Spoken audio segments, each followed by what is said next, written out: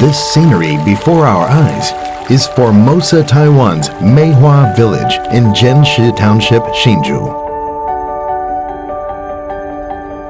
Nestled in the mountains is the indigenous Megarang tribe, known for their liveliness. The crisp notes are issued by a traditional Atayal instrument, the bamboo xylophone. Most children of the tribe attend Meihua Elementary School, where many alumni have gone on to become teachers and principals.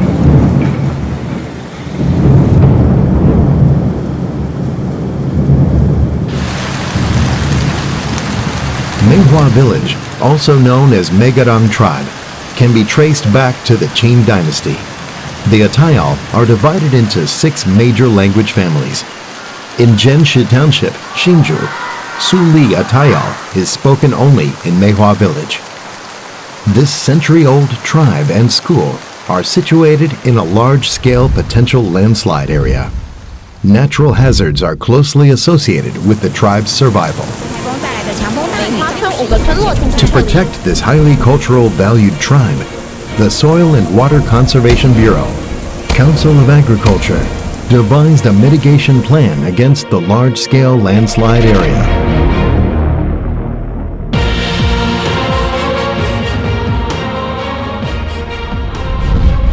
As soil and water conservationists, we do not want natural disasters to happen. So we initiated disaster relief, but by then it is too late. Prevention work is what we need to do to protect our people and property, and this part is most crucial.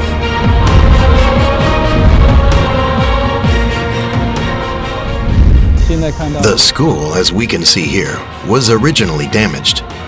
This is the fence of Meihua Elementary School and Hsinchu Country Road number 62. In 2005, Typhoon Haitang caused the roads to crack, all the way to the basketball court. And even on the retaining wall of the downhill slope, many things shifted, including houses and the retaining wall. The appearance of these cracks tell us sliding has occurred in the area. From the terrain, we can see if things are normal, it should be flat. But if there is sinking, the terrain looks like this. So with these indicators, we carried out more detailed investigations to determine whether the ground is moving. According to investigations, areas damaged by Typhoon Haitang in 2005 faced the possibility of repeat occurrences. In 2012, the Soil and Water Conservation Bureau launched the Meihua Village Remediation Plan. The LiDAR map provided by the Central Geological Survey and the correct data was compared with preliminary identification of potential sliding structures in the downslope.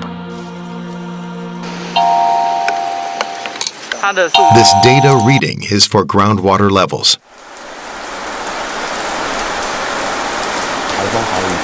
During typhoons and torrential rain, rainfall is heavy, and groundwater levels are prone to largely increase. If there are slope displacements, this can be used to initially establish that the stability of the slope is related to groundwater levels. Since it just rained, let's see if there is downslope movement in the area. This is a tilt meter. I am putting the meter in the inclined tube. It can calculate the size of displacements in this section so that we can know where the sliding movement is located. The meter is read at 50 centimeter intervals and then used to calculate deformations. The weight of a downslope structure is made up of 2 factors. One is the weight of the soil, which does not change. The other is the weight of the water, which is affected by groundwater levels during rainfall. The heavier this is, the greater the sliding force. If the weight of the downslope structure increases, shear resistance of its surface decreases. In this case, sliding movement will easily occur. The survey results indicated that the area was experiencing progressive slope failure.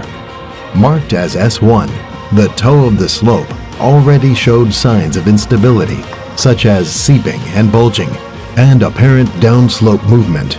If S1 continues to slide, it would affect Meihua Elementary School and the stability of S2, where the tribe resides, prompting the Soil and Water Conservation Bureau to immediately enact a long-term remediation plan.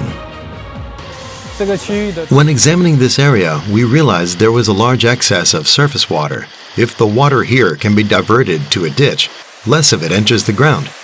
So in the first stage of our remediation works, we started from areas with obvious seepage and water collection, using engineering methods to help excess surface water quickly drain away from sliding areas. As you can see, there are large amounts of water in the drains. Investigations and monitoring continued throughout the remediation process, which included the use of an electrical resistivity survey to monitor groundwater flow. However, water distribution is hard to master, with irregular flows demanding a continuous observation and adjusting of strategies. As the water keeps flowing, it indicates groundwater is abundant in this area. We know that water is the key factor affecting slope stability.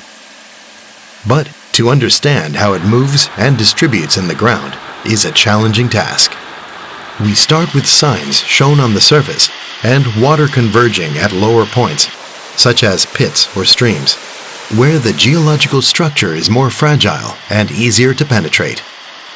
Through this analysis, we predict how the groundwater might flow, monitor ground resistance, and conduct groundwater layer tests to conclude whether the water is in this area.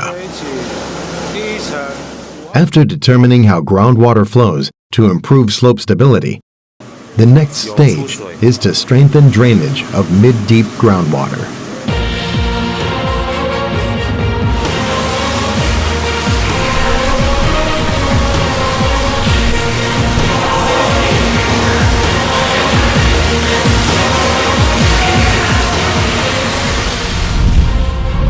Although they are both downslope structures, S1 is more active, while S2 is relatively stable.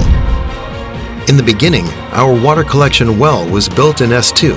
At that time, we believed the upper part of S2 to be a potential source of groundwater recharge. So, by intercepting from the top, we could secure S2, which is where Mei Hua Elementary School and the residents are concentrated. In addition to improving stability of the area, we could also decrease the amount of groundwater flowing to S1. Next, the T2 water collection well was built in S1. This helped to guide water drainage in the area and improve the stability of the tribe.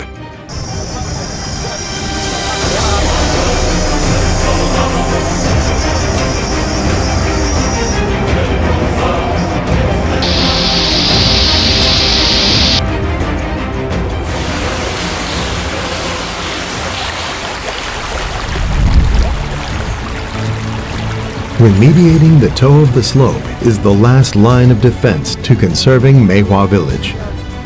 Horizontal water collection pipes at the toe were set up by the Bureau to strengthen the drainage system in S1. As suggested by ecological groups, a pile wall was constructed, chosen for its minimal disturbance to the stream bed and surrounding ecosystem, and to protect the toe of the slope from interacting with Jingping River. This is the toe of S1 damaged by progressive slope failure due to being the concave bank of Jingping River. Although groundwater in S1 was reduced and slope stability improved, with Jingping River scouring against the toe, S1 would eventually lose its bottom half and fall apart. If S1 moves, so will S2. And if S2 moves, S3 will follow. These three are interrelated, and the pile wall prevents Jingping River from scouring against them.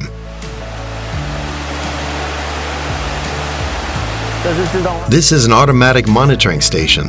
Data are directly transmitted back to the monitoring system of the Soil and Water Conservation Bureau.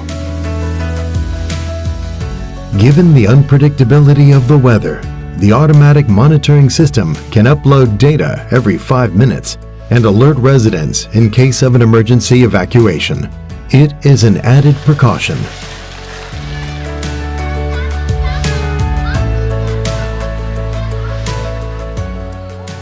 A large-scale collapse is unlikely, but extremely dangerous if it happens. We need scientific evidence to evaluate when it might happen. But this is not easy and requires constant reviewing and assessment by a panel of experts to make improvements, to devise a way to alert people during bad weather and issue warnings. From monitoring data collected in the last 8 to 10 years, we know when fluctuations in the readings are safe or unsafe. Each meter has set alert parameters, so when the data transmitted back exceed the defined range, SMS notifications will be sent. For example, during a typhoon, residents will be evacuated from the village, and they can return home again when it is safe.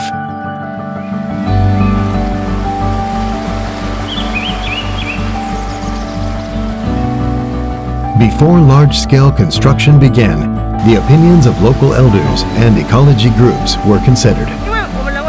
Because of this man-made disruption, we hope the ecosystem can quickly recover. So after construction, we planted back the original vegetation that was temporarily moved, so that plants can quickly recover in the area. Other than ecology preservation, tribal residents also learned to conserve water by reusing water that was drained. A rainwater harvesting system has also been set up in Meihua Elementary School to make the most out of our precious resources.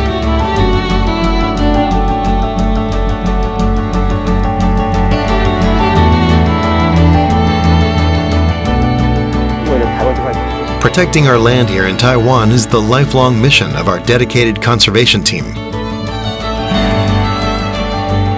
As the first chancellor of the spring and autumn period, Guan Zhong once said, "It takes 10 years to grow a tree, but 100 years to cultivate people." The work of the Soil and Water Conservation Bureau in remediating Meihua Village is driven by a desire to safeguard the century-old cradle of the tile warriors, Meihua Elementary School.